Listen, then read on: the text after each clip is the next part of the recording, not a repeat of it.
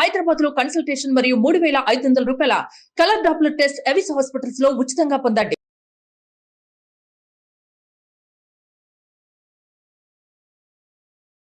నమస్తే రమగారు. నమస్తే జయ. రమగారు, చాలా మంది రెగ్యులర్గా లలితా సహస్రనామాలు, విష్ణు సహస్రనామాలు ఎవరికి వారు చదువుకోవటం, లేదంటే ఒక గ్రూప్గా ఫామ్ అయ్యి కూడా చదువుకుంటూ ఉంటారు. మీరు కూడా లలితలో గ్రూప్ ఉన్నారు కదా, కాదా? తక్కువేనా? సొంతంగా చదువుకుంటాను నేను. ఓకే. మన అనంతలక్ష్మి గారు అయితే గ్రూప్లో ఉన్న వాళ్ళకి ఈవిడ కరెక్ట్ చేస్తూ ఉంటారు. కొన్ని గ్రూప్లో ఉంటారనమాట. ఈవిడేం చెప్పరు. ఏం చేస్తారమ్మా, రోజు మార్నింగ్ 4 o'clock 5 o'clock అంటారండి. అప్పుడు మీరేం చేస్తారమ్మా అని అడిగితే చాలా మంది అక్షరాలు చాలా అక్షర దోషాలు ఉంటాయి. నాకు చాలా బాధ అనిపిస్తుంది జయ. వాళ్ళు నేను కరెక్ట్ చేస్తా, నేను వింటూ మిగతా కార్యక్రమాలు, ఇంట్లో పనులు లేకపోతే వేరే కార్యక్రమాల్లో ఉన్నా కూడా సరి చేస్తానని చెప్తూ ఉంటారు.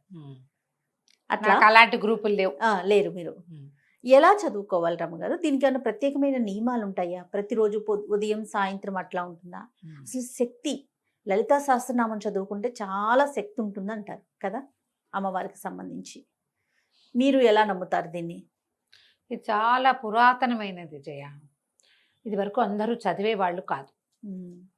ప్రత్యేకంగా బ్రాహ్మణ సమాజంలో ఎక్కువ ఉండేది. అది కూడా కొన్నిళ్లలో దళిత బోధ ఉండాలని, అంటే మన ఉపదేశం ఉండాలని భావించేవాళ్ళు. లలిత కామ్యం అని చెప్పేవాళ్ళు. ఏదైనా ప్రత్యేకమైన కోరికతోటి అది చదువుకోవటం. ఓకే. ఇప్పట్లాగా అందరూ రొడ్డగొట్టుడుగా ప్రతి వాళ్ళు చదివే విధానాలు పాతకాలంలో ఉండేవి కాదు. చాలా పెద్దది, దాన్ని ముట్టుకోకూడదు అనుకునేవాళ్ళు. పవర్ హౌస్ లలిత. అందరం ముట్టుకుంటామా? మరి కరెక్ట్గా దాన్ని ఒక ఛానలైజ్ చేస్తేనే దాంట్లో నుంచి రియల్ పవర్ రిలీజ్ అవుతుంది. మేము చదువుతాం, మాకు వచ్చు. గుళ్ళోకి వెళ్తాం, అందరు చదువుతారు, మనం కూడా పుస్తకం వచ్చుకుని పుస్తకాలు ప్రింట్లు. ఇది వరకు పుస్తకాలు ప్రింట్లు ఇవి రేర్గా ఒక లలితా సహస్రనామం పుస్తకం ఉండేది. అవును, నా దగ్గర ఎప్పుడో 64లో 5లో ప్రింట్ అయిన బుక్ ఒకటి ఉంది. ముట్టుకుంటే చింకి జీర్ణం అయిపోతుంటుంది. అది రేర్గా ఒక్క పుస్తకం ఉండేది. ఇప్పుడు ప్రతి ఫంక్షన్కి, ప్రతి చోట ఎక్కడ చూసినా పుస్తకాలు ప్రింట్ చేయడం, ఇవన్నీ మనకి ఈజీ అయిపోయింది. సో అందరి దగ్గరికి పుస్తకాలు వస్తున్నాయి. అందరూ చదవడానికి ప్రయత్నం చేసేస్తారు. కొంతమంది రోజు చదువుతూ నోటుకొచ్చేస్తుంది. ఎలా ఉన్నా చదివి పారేస్తారు. నీకు ఎలా ఉంటుందంటే, ట్రాన్స్ఫార్మర్లో కరెంట్ ఉంది, మీ ఇంట్లో వైరింగ్ ఉంది, స్విచ్ వైరు కనెక్టెడ్గా లేవు. నువ్వు స్విచ్ 100 సార్లు వేస్తావు, ఉపయోగం ఏముంది? ఏమవుతుంది? ఎప్పుడు కుదురుతుంది? ట్రాన్స్ఫార్మర్లో కరెంట్ ఉండాలి, మన పబ్లిక్ కరెంట్ ఉండాలి, మన ఇంట్లోకి సరైన వైరింగ్ ఉండాలి. ఆ వైరింగ్కి మనం పెట్టుకున్నటువంటి ఓ బల్బుకి కరెక్ట్గా స్విచ్ ఉండాలి. ఇది 2 కనెక్టెడ్గా ఉండాలి. బల్బు మాడిపోకుండా ఉండాలి. ఇప్పుడు పవర్ బయటకు వస్తుంది. లలితా సహస్రాన్ని అలా చేస్తేనే దాంట్లో నుంచి రియల్ పవర్, నిజమైన శక్తి, అందులో ఉన్నటువంటి మహాద్భుతమైనది, అద్భుతమైన దైవిక శక్తి బయటకు వస్తుంది. అది మనకి ఉపయోగపడుతుంది. ఉపయోగపడడం అంటే అదేమన్నా మనకి పని చేసి పెడుతుందా? కాదు. మన చుట్టూతా ఒక పాజిటివ్ ఎనర్జీని నింపుతుంది. ఈ పాజిటివిటీ వల్ల మనం అనారోగ్యాన్ని, అకాల మృత్యువుని, దరిద్రాన్ని, సమస్యలని, వీటి నుంచి తప్పించుకోగలుగుతాం. పాజిటివ్ ఎనర్జీ ఉంటే కొంచెం తగ్గిపోతాయి అంతే. ఇప్పుడు అది లలిత చదివితే ఇవి తీరిపోతాయి అని అనుకోవద్దు, తగ్గిపోతాయి అని తెలుసుకోవాలి మనం. ఇది ప్రధానం. ఇదే ప్రధానం, ఇదే మెయిన్ పాయింట్. ఇదే. అవునండి. లలిత చదవటం, రోజు చదవటం వల్ల నాకు ఇలా మార్పు వచ్చిందంటే ఇది మొత్తం మారిపోదు. నువ్వు చాలా సమస్యల్లో ఉండవలసిన వాళ్ళము, అంత కాకుండా కొద్ది సమస్యల్లో ఉంటాం. మనం హ్యాండిల్ చేయగలిగే సమస్యలే ఉంటాయి. ఈ సమస్యలు మనం ఎక్కడి నుంచి తెస్తాం? మనుషులం కదా మనం, కిందటి జన్మల నుంచి మోసుకొస్తాం. పురాకృత పాపపుణ్యాలన్నీ మనని ఇప్పుడు కర్మల రూపంలో బాధిస్తాయి. మనం ఇప్పుడు చేసే కర్మలు మన వచ్చే జన్మకి క్యారీ ఫార్వర్డ్ అవుతాయి, ముందుకు వెళ్తూ ఉంటాయి. దీన్ని తెలుసుకోవాలి మనం. ఇప్పుడు మనం సరిగ్గా చదివితే, ఇందులో సరిగ్గా చదివితే అనేది ఒక పాయింట్. అదే కదా చెప్తున్నా. అంతే. ఈ సరిగ్గా చదవటం అంటే ఏమిటి? దేశకాల నిర్ణయం. మనం ఎక్కడ కూర్చుని చదువుతాం, ఏ సమయంలో చదువుతాం, ఎక్కడ? శుభ్రమైన చోటు, ఇల్లు శుభ్రంగా ఉండాలి. చక్కగా పచ్చగా తోరణం ఏదైనా కట్టుకుంటే మంచిది. లేదా దేవాలయం దేవతార్చనలో కూర్చున్నాం, చక్కగా దీపం పెట్టుకుని అగరతో ధూపం చూపించి 2 పువ్వులతో అలంకరించి, పెద్దవేం చేయొద్దు. బోళ్ళని కేజీ పువ్వులు అక్కర్లా, 2 పువ్వులు శ్రద్ధగా కాస్త గంధం సమర్పించి స్థిరంగా కూర్చుని చదువుకుంటే ఫలితం బాగుంటుంది. దేశం కాలం మళ్ళీ మధ్యాహ్నాలు అర్ధరాత్రులు కాదు, ఉదయాస్తమాలు అస్తమానాలు చదవాలి. ఉదయం అంటే పొద్దుటిపూట 12 గంటల లోపల, అస్తమానం అంటే సూర్యాస్తమయం అయిన దగ్గర చదువుకోవచ్చు. నీకు ఎప్పుడు పడితే అప్పుడు నిద్రలేచిన మంచం మీద కూర్చొని చదువుకుంటా, అన్నం తిన్నాక చదువుకుంటా, అలాంటి పద్ధతులు చదువుకుంటా అవి చెయ్యొద్దు. అది మీరు ఊరికే ఏదో పాటలాగా పాడితే ఫలితం అయితే లభించదు. పాటలాగా పాడినందుకు లభించవలసిన ఫలితం ఏదైనా కొంత ఉంటే అది లభించవచ్చు, అందులో మళ్ళీ తప్పులు లేకుండా. అక్షర దోషాలు ఉండకూడదు. ఈ ఎందుకు ఉండకూడదు అనేది మాట్లాడదాం. ఇప్పుడు లలితా సహస్ర నామము అని కదా దాని పేరు. అవునండి. సహస్ర నామాలు, 1000 నామాలు. నామం అంటే ఏమిటి? పేరు. అభిజ్ఞ, గుర్తు. నీకు ఇప్పుడు నేను రోడ్డు మీద నడుస్తావు, వెనక నుంచి రమ అని పిలిస్తే పలుకుతానా? నేను రమణి అంటే పలుకుతానా? నిన్ను జయిని అంటే పలకవు, నువ్వు జయ అంటేనే పలుకుతావు. అంటే నీకు ఒక పేరుంది, దానికి నువ్వు పలకాలన్న నియమం ఉంది. అవును. నీ పేరుని యథావిధంగా ఎలా ఉన్నది అలాగే పలికితే కాదు నువ్వు వెనక్కి తిరిగేది. అవును. మనం మనుషులకి మనకే ఇంత ఉంటే అమ్మకి ఎంత ఉంటుంది? ఎంత ఉండాలి? నీ ఒక పిలుపు నువ్వు పిలిస్తే ఆ పిలుపుకి పలికి స్పందించి నీ వైపుకి తిరిగి తన తాలూకు పాజిటివ్ ఎనర్జీని, సకారాత్మకమైన శక్తిని ఆమె నీ మీద ప్రసరింపజేయాలంటే ఆమె పేరు ఏదో అది నువ్వు పిలవాలి అంతే. పారాయణ మధ్యలో ఆపకూడదు, అలాంటివి పెట్టుకోకండి. నువ్వు సరిగ్గా పేరు పిలిస్తే ఏమవుతుంది? ఆ పేరుతోటి అమ్మవారి పేర్లు ఎట్లా ఉంటాయి? టకీమని గుర్తు రావట్లేదు, చూసావా? మొదటంతా సౌందర్య వర్ణనతోటి నామాలు ఉంటాయి, తర్వాత వీరత్వ వర్ణనతోటి, తర్వాత ఆమె చేసినటువంటి మహత్కార్యాల వర్ణనతోటి నామాలు ఉంటాయి. మంత్రిణ్యంబా విరచిత విషంగ వధతోషిత విశుక్ర ప్రాణహరణ వారాహి వీర్యనందిత. ఎంత పొడుగుంది? విశుక్ర ప్రాణహరణ వారాహి వీర్యనందిత. విశుక్రుడనే రాక్షసుని చంపినటువంటి వారాహి యొక్క వీర్యాన్ని చూసి నువ్వు సంతోషించవు, సంతోషించిన తల్లి. ఈ ఇప్పుడు విశుక్రుడికి దీర్ఘం పెట్టినా వారాహికి దీర్ఘం పెట్టినా నామం కుదరదే, పేరు కుదరలేదుగా, అవునా? తర్వాత కామేశ్వర ముఖాలోక కల్పిత శ్రీ గణేశ్వర. గణేశ్వరుణ్ణి కల్పించింది అమ్మవారు. ఎలా చేసింది? కామేశ్వరుణ్ణి చూస్తూ కల్పించింది, గణేశ ప్రతిమ చేసి అప్పుడు యుద్ధానికి బయలుదేరింది. ఈ పదాలన్నీ కరెక్ట్గా వస్తేనే అర్థం వస్తుంది. ఎలా? నీకు ఇంకో ఈజీ తెలుగులో చెప్తా.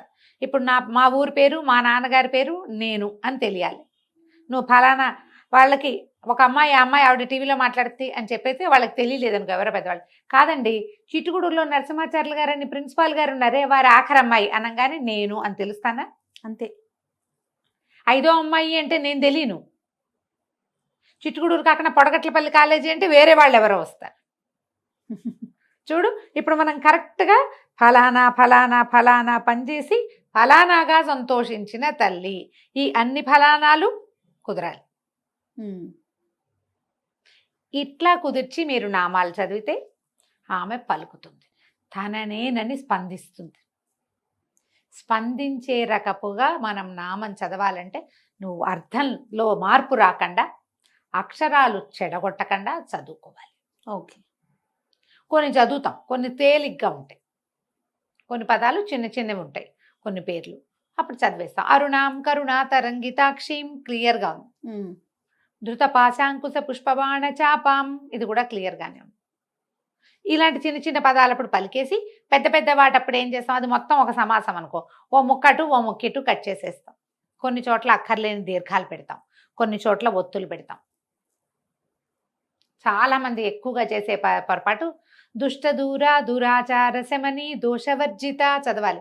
దుష్ట దూరా దురాచార శమని దోషవర్జిత చదువుతారు.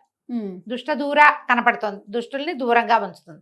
దురాచార అంటే అమ్మవారిని దురాచారం చేస్తున్నాం మనం, ఆమెకు దురాచారాలు ఉన్నాయని చెప్తున్నాం. శమని అంటాం, ఆ శమని దేనికి ఏమిటో, దురాచార శమని అని రావాలి. అదొక పదం. ఇది మొత్తం సమాసం. ఎలా? దురాచారాలని పోగొట్టే తల్లి. చూడండి ఎంత అర్థం మారిపోతుందో. దోషవర్జిత, దోషాలు పోగొడుతుంది తల్లి. ఆమెలో ఏ దోషము లేదు. మనం ఆమెను ఆశ్రయిస్తే మన దోషాలని అమ్మ పోగొడుతుంది. పదాలకి అర్థం తెలుసుకోగలిగితే అద్భుతంగా ఉంటుంది. ఓకే. మన వల్ల అంత కాదు. తప్పులు లేకుండా చదవటం. నువ్వు పారాయణ చేసేయాలన్న తాపత్రయంతో గడగడ గడగడ గడగడ చదివేసేయటం. గుళ్ళోకి వెళ్తారు, ఆ గుళ్ళో అర్చన అవుతూ ఉంటుంది. దేవాలయంలో అర్చనతో పాటు మనం ఇది ముందు ఇది ఫినిష్ చేసేయాలి. అక్కడ చూడం, అక్కడ దృష్టి ఉండదు. ఇది ఫినిష్ చేసేయాలి, అక్కడ చదివేసుకోవాలి. ఈ పుస్తకం చూస్తారా, ఇది రాదు, ఆ పుణ్యము రాదు కదా, రెండు పోతాయి కదా. దేవాలయంలో ఉన్నప్పుడు మీకు నోటికొస్తే దేవాలయంలో ఏం జరుగుతోందో చూస్తూ నోటికి వచ్చింది చదువుకోండి. నెంబర్ 1, ఇది స్ట్రిక్ట్ రూల్. పుస్తకం చూడొద్దు. విడిగా ఉన్నప్పుడు పుస్తకం చూసుకుని చదువుకోండి. అర్చన అంతా అయిపోయింది, మూల కూర్చున్నారు, పోయి అక్కడ కాసేపు కూర్చోవాలి కదా, అప్పుడు పుస్తకం పెట్టుకుని మెల్లిగా చదువుకోవచ్చు. అర్చనా కాలంలో మీరు చేయాలంటే శ్రీమాత్రే నమః చెప్పుకోండి. పొట్టిగా అరుణంకరణాతరంతక్షం ధ్యాన శ్లోకం అందరికీ నోటికి వస్తుంది, అందరికీ వస్తుంది కదా, ఆ శ్లోకం చదువుకోండి. ఒక్క శ్లోకాన్ని మీరు రటనగా 10 సార్లు 11 సార్లు 14 సార్లు చదివినా ఏం తప్పలేదమ్మా, చాలా మంచిది, విశేషమైన ఫలితం లభిస్తుంది. ఇలా చదవండి. ఓకే. దేవాలయాల్లో చదవలసిన విధానం మీకు నోటికొస్తే ఏం ఇబ్బంది లేదు. ఈ నోటికి రావడానికి ఎవరితోటైనా చెప్పుకుంటే ఎక్కువ మంచిది. మనమే చదువుకుంటే తప్పులు ఉన్నాయా అనేది కరెక్షన్ ఉంచుకోండమ్మా. ఇది ఎలాంటి పని చేస్తుందో చెప్తాను జయ, ఇది నా స్వానుభవం. మనం ఒక తప్పు కరెక్షన్ చేసుకున్నాం, ఏదో చదువుతున్నాం, ఎవరైనా కరెక్షన్ చెప్పారనుకో కోపం వస్తుంది చాలా మందికి. నీ తప్పులు చూపించకూడదు, అవునా కదా? అవునండి. కోపం వచ్చేస్తావు, అరికాలి మంట ఎక్కిపోతుంది. మీరు ఎప్పుడు మీ జీవితంలో తప్పులు కూడా దిద్దుకోరు అలాంటి వాళ్ళు. అంతే. నువ్వు ఇక్కడ అక్షర దోషాలు గనక నువ్వు దిద్దుకుని దాన్ని కరెక్ట్ చేసుకున్నావంటే నీ జీవితంలో నువ్వు చేస్తున్న పొరపాటు నీకు కనపడేలాగా చేస్తుంది అమ్మ. కనిపించి ఇది నాది పొరపాటు, ఇది నేను సరి చేసుకోవాలని నీకు అర్థమయ్యేలాగా చేస్తున్నావు. నువ్వు ఇక్కడ చేసుకుంటున్నావు కదా కరెక్షన్, ఇదేంటి మహత్తర శక్తి. ఈ శక్తి విషయంలో నువ్వు చేసే కరెక్షన్ లైఫ్ విషయంలో చేసుకునేలాగా నిన్ను చేస్తుంది. ఓకే. లేదా మీరు ఎవరైనా తప్పెత్తి చూపించగానే మీకు కోపం వచ్చి ఇరిటేట్ అయిపోయి మాకు తెలుసని ఈవిడ ఒకటి వచ్చిందండి ఇలాంటివి అనుకున్నారో వాళ్ళకు వచ్చిన నష్టం ఏం లేదు, మీకు చాలా నష్టం ఉంటుంది, అది తెలుసుకోవాలి. స్తోత్రాలలో ఎప్పుడైనా ఎవరైనా కరెక్షన్ చెప్తే సంతోషంగా తీసుకుని అయ్యో నాకు కరెక్ట్ చేసుకునే అవకాశం లభించిందే ఇంతకాలానికి అని గనక కరెక్ట్ చేసుకున్నారా, మొదట మీరు జీవితంలో తప్పులు చేయకుండా ఉంటారు. లేదా మీ తప్పులకి కరెక్షన్ లభిస్తుంది, మీ తప్పులకి మీరు రిపెంట్ అయ్యి దాన్ని సరి చేసుకోగలుగుతారు. ఈ అవకాశాన్ని మీకు లలితా సహస్రనామం 100% ఇస్తుంది. ఇది ఎంత పాజిటివ్ సైన్, మామూలుగా కాదు. తర్వాత టైం పెట్టుకుని చదవబోకండి. టైం 10 నిమిషాలలో అయిపోవాలి, 14 నిమిషాల్లో అయిపోవాలి. ఇట్లా కష్టమమ్మా, అట్లా చదవకూడదు. చదివితే మీకు తప్పులు వచ్చేస్తాయి, దడదడలాడిపోతారు. ధాకి థాకి తేడా ఉంది కదా జయ. అవును. తా థా దా ధా కదా, ఈ థాని ధాని కలిపేస్తాం, అవునా? అక్కడి నుంచి చూడు లా వేరు లా వేరు, లాలని కలిపేస్తాం, నా అణ రెండింటిని కలిపేస్తాం. మీరు పరిగెత్తారా ఈ పొరపాటు అవుతుంది. ఇంకో పెద్దది చెప్తాను, శశసహలో సావేరు సావేరు షావేరు. ఇప్పుడంతా శివుడే అంటున్నారు. అవునండి. శివుడు కాదమ్మా, శివుడు. విజిల్ రావాలి. సి అన్నప్పుడు సా గుడిస్తే సి కాదు, మెలికి శా ఆ శా రావాలి. శా రాదు చాలా మందికి, షా వస్తుంది. మనం ఇక్కడ తెలంగాణ వెళ్తే చేసిండు అంటారు, చేసిన అంటారు, చేసినా అనరు. సాని షా అనేస్తారు. నువ్వు మామూలు భాషలో ఎలాగైనా మాట్లాడుకో. స్తోత్రాల్లో సాని షా చేస్తే ఎట్లా కుదురుతుంది? శివ శివ శివ అంటే రాడమ్మా శివుడు, మీరు అర్థం చేసుకోండి. ఆయన పిలిచినట్టు కాదు, పిలిచినట్టే కాదు. నిన్ను పిలవకపోతే, నీ పేరు పెట్టకపోతే నువ్వే పలకవే, భగవంతుడు ఎట్లా పలుకుతాడు? భావం ముఖ్యం లాంటి పాఠాలు బోల్డ్ వింటానమ్మా నేను. చాలా మంది నాకు చెప్తారు అలా ఏముందండి, భగవంతుడికి భక్తి చాలా ఇంపార్టెంట్. ఎవరికి భక్తి ఇంపార్టెంటు? చదువు రాని వాడికి, చదువుకోని వాడికి, అక్షర దోషం అర్థం కాని వాడికి, వాడు ఎట్లా పిలిచినా దేవుని రారా అని పిలుస్తాడట. వాడెవడో ఒక పల్లెటూరు వాడు వచ్చాడు, అతను నాకు ఇష్టయ్యా ఎక్కడన్నావురా, ఇట్లా చంపుతున్నావు అంటే కృష్ణుడు వచ్చి పాలు ఊచుకొచ్చి పాలు తాగు పడుకో నిద్రపో, నేను నిన్ను ఇంటికి తీసుకెళ్తానని తీసుకుపోయాడు. రారా కిట్టయ్యా అంటే వచ్చాడు. నేను రారా కిట్టయ్య అంటే పాలేరు వస్తాడు. కృష్ణుడు ఎందుకు వస్తాడమ్మా? నేను చదువుకున్నా కదా, చదువుకున్నాను. కృష్ణుడిని ఇలా పిలవాలని నేను తెలుసుకున్నా. ఇక్కడ ఇంకొక చిన్న ఇబ్బంది జరుగుతుంది రమ్మగారు. పొద్దున్నే ఏదో మాటల మీద దసరా హాలిడేస్ అంటుంది మా పాప హనీ. ద షా కాదే ద సా సరిగమల్లో సా అని చెప్పా. మరి ఇంగ్లీష్ లో రాసేటప్పుడు SH అని రాసాం, మేము SH అని రాస్తున్నాం, అందుకని నేను షా పలుకుతున్నాను మమ్మీ అని చెప్తుంది. దాన్ని మనం ఎవరిని సరి చేయాలి ఇప్పుడు చెప్పండి? ఇవి లేటెస్ట్ పిల్లలు, లలితా సహస్రాలు లేటెస్ట్ చిటి పిల్లలకి రావు కదా, అంటే పెద్దవాళ్ళకి ఇప్పుడు అదే వచ్చేస్తుంది కదా, అదే వస్తుంది. సా శా షా, ఇంకా వాటికి వేరియేషన్ ఏం Difference తెలీదు. డిఫరెన్స్ ఇంగ్లీష్ వాళ్ళకి తెలీదు, తెలుగు చదివేటప్పుడు మనం కొంచెం సరి చేసుకోగలిగితే ఏమన్నా కొంచెం చిన్న పెద్దవి మార్చుకుంటారేమో. మార్చుకుంటారు కాస్త చెప్పగలిగితే. మీరు ఒక్కటే గమనించండి, తెలియని వాడు ఎలా పిలిచినా అమ్మ పలుకుతుంది. తెలిసిన వాడు తప్పు చేయకూడదు, తప్పు కరెక్ట్ చేసుకోవాలి. తప్పు జరిగినా దాన్ని కరెక్ట్ చేసుకోవాలి, అంతేనండి. తప్పులు మార్చుకోవాలి మనం. ఈ అక్షర దోషాలని ఉండనివ్వబోకండి. లలితలో ఇలా గనక మనం లలితా సహస్రనామం ఒక్క అక్షరం లేకుండా, తప్పు సమయంతో పరిగెత్తగా, అక్షర తప్పులు లేకుండా సమయంతో పరిగెత్తేసి చేసేయకుండా తాపిగా నోటికి నిదానంగా నేర్చుకుని ఒక 6 నెలలైనా పడుతుంది జయ మనకి చక్కగా రావటానికి, తాపీగా వెళ్ళడానికి. దీనికి మళ్ళీ ట్యూన్లు సంగీతము ఏం అక్కర్లేదమ్మా. దానికి అనుష్ఠుప్ ఛందస్సు విష్ణు సహస్రనామాలాగానే అంతే. అలాగే అయితే ఏంటంటే మనం మధ్య మధ్యలో ఏమవుతుంది, విష్ణు సహస్రనామాల్లో పెద్ద సమాసాలు తక్కువ ఉంటాయమ్మా. అవును. ఈ లలితా శాస్త్రంలో సమాసాలు పెద్దవి. ఓహో. మొదట 25-30 శ్లోకాలు అయితే అన్ని అమ్మవారి సౌందర్య వర్ణన కదా, అవి చాలా పెద్దవిగా ఉంటాయి. ఇంత పెద్ద వాటిని మనం చేసేటప్పుడు ఎక్కడ విరవాలి అనేది మనకి సమస్యగా ఉంటుంది. సో వినాలి మనకి, అంతే కదా రమ్మగారు? వినాలి, తెలుసుకోవాలి, ఎవరితోటైనా చెప్పుకోవాలి. పెద్దవాళ్ళు చదివేది వింటే కూడా మనం దోషాలను మనం చేసుకోగలుగుతాం. ఇప్పుడు నా పాటు వాళ్ళు ఎవరైనా కనపడ్డారనుకోండి, ఇప్పుడు అనంతలక్ష్మి గారు ఉన్నారు, వారు చేస్తున్నారు కదా. అవును. అలాంటి ఏదైనా గ్రూప్ లో చేరి తప్పులు లేకుండా చదవండి, తప్పనిసరిగా ఫలితం ఇస్తుంది. తప్పు రాకూడదు, ఇదొక స్ట్రిక్ట్ రూల్గా పెట్టుకుంటే కనుక మీకు అద్భుతమైన ఫలితాన్ని ఇస్తుంది లలితా శాస్త్రం. పొద్దున సాయంకాలాలు చేసుకోవచ్చు. విశేషించి అష్టమి, పౌర్ణమి చాలా అద్భుతమైన రోజులు. అష్టమి నాడు, పౌర్ణమి నాడు అమ్మవారిని కనుక మనం చదువుకుంటే అద్భుతమైన ఫలితం ఇస్తుంది. ఇక పౌర్ణమి నాడైతే చంద్రబింబాన్ని చూస్తూ లలితా సహస్రనామం చదువుకుంటే మానసిక సమస్యలు కూడా తగ్గుతాయి. ఓహో. పిల్లలకి నేర్పించవచ్చు. 2 శ్లోకాలు చొప్పున చెప్పినా తాపీగా వచ్చేస్తుంది. నిదానం. ఎక్కువ శ్లోకాలు కదా, శ్లోకాలు ఎక్కువ ఉన్నాయి కదా. దీనికి పూర్వపీఠిక ఉత్తరపీఠిక చదవము. మనకి విష్ణు సహస్రనామానికి అయితే పూర్వపీఠిక, స్తోత్రము, తర్వాత ఏమో అదే మన నామాలు, తర్వాత మళ్ళీ ఉత్తరపీఠిక చదువుకుంటాం. అవును, అందరికీ తెలిసినవే కదా. 3 భాగాలు ఉంటాయి, ధ్యానం భాగం ఉంటుంది, అలా కనపడుతుంది. మనకి లలితా శాస్త్రంలో సాధారణంగా పూర్వ ఉత్తర పీఠికలు పెద్దగా చదవరు ఎవరు, నామాలే చదువుకుంటాం కదా. అంతేగా, అది నేర్చుకోవచ్చు కదా. ప్రయత్నం చేసి చూడండి. నాకు కూడా క్లాస్ ఒకటి తీసుకుందామని ఉంటుంది జయ, సమయం సరిపోదు. ఇప్పుడు సౌందర్యలహరి పాఠం ఒకటి ఉంటుంది, వారానికి 1-2 క్లాసులు అనుకో. దానికే నేను ఒక టైట్ స్కెడ్యూల్ లాగా ఉంటుంది, జనాలకి కుదరాలి కదా. ఎప్పటికప్పుడు అనుకుంటూనే ఉన్నాను. సుమన్ గారు అయితే అసలు ఒకసారి పెద్ద క్లాస్ లాగా పెట్టండి మీరనే చెప్పాను, చేయాలనే ఉంటుంది. కానీ నాకు అవకాశం లేదు. ఎక్కడ మీకు అవకాశం దొరికితే అక్కడ శంకర మఠాలు అలాంటి చోట చక్కగా చెప్తారు. వాళ్ళందరూ చదువుతూ ఉంటారు. చిన్న కరెక్షన్స్ ఉంటే కరెక్ట్ చేసుకోండి. మంచి ప్రింట్ ఉన్న పుస్తకం కొనుక్కోండి. శంకర మఠంలో దొరికే మంచి పుస్తకాలలో ప్రింట్ చాలా బాగుంటుంది. వాచాదోషాలు లేవట అందులో. నేనైతే ఆ బుక్ చూడలా, నాకు 2-3 పెద్దవాళ్ళు చెప్పారు అక్కడ దొరికే పుస్తకాలు తెప్పించండి బాగుంటాయి అని. ఇలా ప్రయత్నించండి.